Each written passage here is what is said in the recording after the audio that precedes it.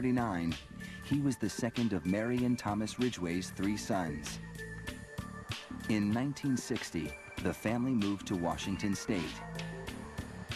They settled into a small 3-bedroom house in McMicken Heights, which is now part of the city of SeaTac. Our neighborhood was like a working class neighborhood. A lot of kids in the neighborhood, and we all kind of played together and walked to school together. Ridgway's father was a Metro bus driver whose route was the Pacific Highway south into Seattle. It went through the infamous Strip, where Gary would later find so many of his victims. At home, the Ridgways seemed the typical suburban family. Gary's father enjoyed running garage sales, while his mother was an avid gardener. Loved to work on the garden. Always was saying hello, always pleasant. Always wore that straw hat of hers, always out in the cutting the trees down or pruning or whatever. Always did that. But Ridgway would later share other memories of his mother. He was a bedwetter into his early teens and recalls her washing his genitals. He developed intense feelings of lust towards his mother mixed with humiliation. He talked about gazing on her as she sunbathed, and he had sexual fantasies about her. Almost in the same breath, Mr. Ridgway would say that he felt rage toward his mother, that he wanted to kill her.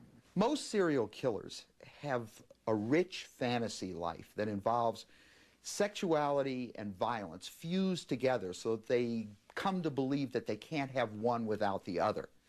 And the first time that they kill, it may even be on a lark. This seemed to be the case when Ridgway acted on one homicidal urge when he was 16 and came upon a 6-year-old boy playing cowboy. Ridgway lured the boy to a wooded area. There, he pulled out a pocket knife and stabbed the child.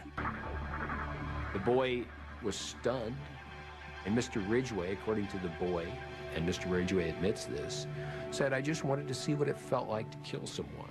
And Mr. Ridgway laughed and walked away. The boy survived, and Ridgway was never identified as the attacker. He admitted indulging in other kinds of aberrant behavior. He dabbled in arson, he said. He suffocated a cat. Yet Ridgway seemed anything but a threatening personality while attending Tyee High School. In fact, he made quite an impression on one schoolmate. I thought he was pretty cute. I could even say I had a little crush on him back then. His eyes and his smile are the things that I remember the most about Gary. When he would smile, his dimples would show, and his eyes would kind of sparkle. But Ridgway was a poor student, pulling mostly D's in his classwork. He had an IQ in the low 80s and had to repeat a year twice. Ridgway socialized with other teens at the local community club where dances were held every Saturday. But on one occasion, he had a run-in with a boy from his school. He actually peed on my brother's leg in the restroom. Gary made a rude comment, and my brother told him to take it back, and Gary turned around and peed on his leg, and then my brother hit him, so we all got kicked out of the dance and had to go home early that night. In June of 1969, Ridgway graduated from Tyee High School at the age of 20. That August, he enlisted in the Navy.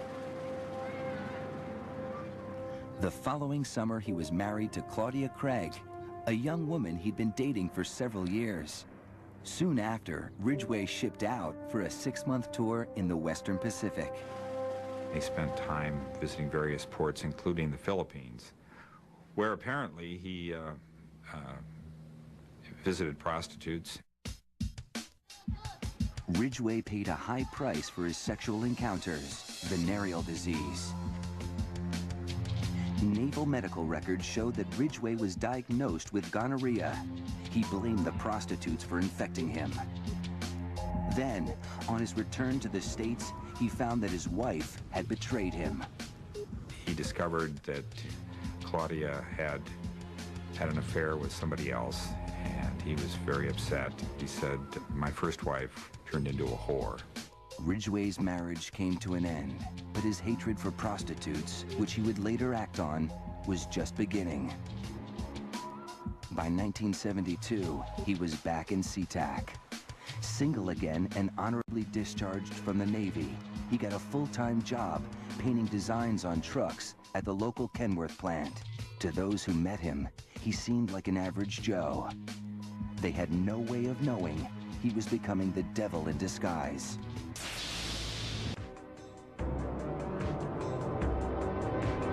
By 1972, Gary Ridgway was still a killer in the making.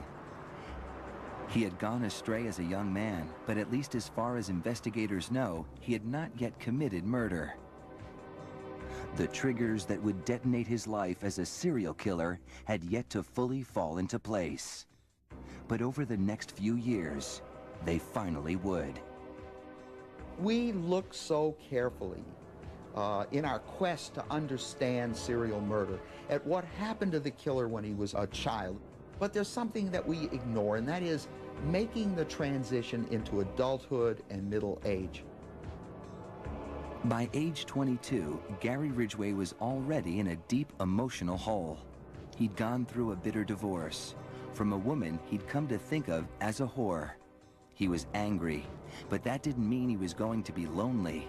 Sitting at home without a woman around was not Gary's style. When people think of a serial killer, they tend to think of a loner who is unable to have a relationship, who can't hold a full-time job. But the truth is just the opposite, and Ridgway is a perfect example. Just months after he and Claudia divorced, there already was someone else. Ridgway met a woman named Marcia Winslow at a popular singles hangout.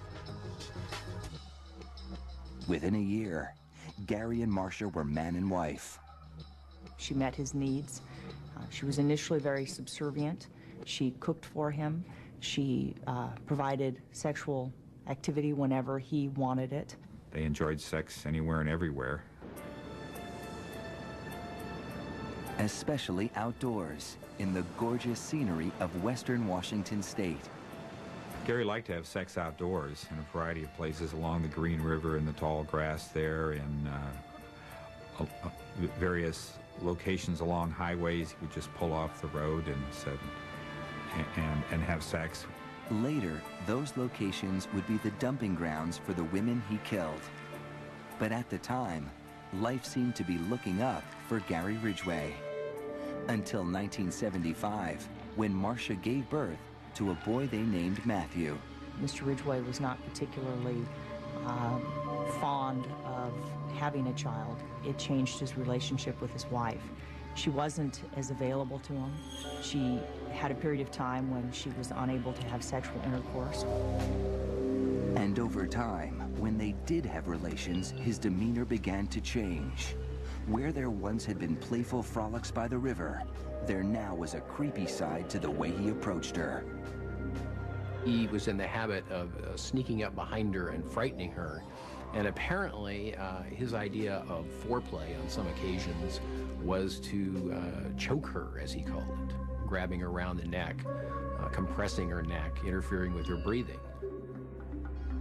Marcia walked out and got a divorce. And if Gary Ridgway thought life was bad when his first marriage ended, he felt even worse when Marcia split. Years later, he would tell the cops that losing Marcia